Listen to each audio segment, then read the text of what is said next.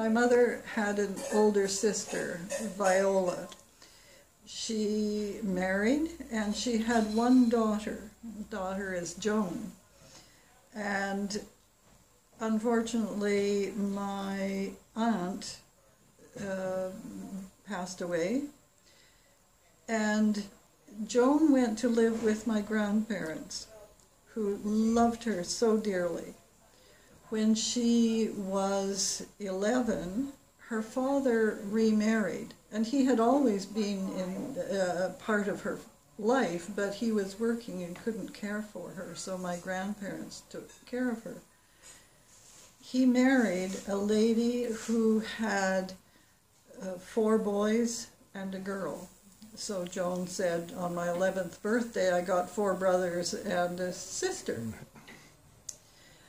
And because they moved to the United States, my part of the family rather lost touch with Joan, except for an aunt and uncle who wrote to her. I knew that she lived somewhere in the States, but didn't know exactly where. When we moved to Nelson, and there was a church in Nelson, so I was reading in the church in Nelson. I had a letter from my aunt saying that Joan was going to come and visit because her brothers lived somewhere in the interior of BC, and she always went to visit her brothers. So I wrote and said, Joan, if you're coming to the interior of BC, you must be passing somewhere close to Nelson. Please come and visit me. The next week in church, the second reader said to me, "Hello, cousin," and I didn't know what he meant. And it turned out that he was one of Joan's stepbrothers.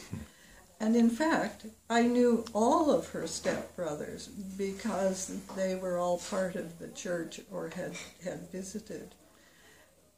What's interesting was it was the common thread of the church that brought all this together, because Joan had been a very active member of her church in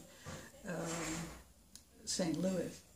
And when I had written to her, I mentioned that I was reading in the church in Nelson. She had immediately phoned her stepbrother, who was second reader. And that's how he knew that we were step cousins.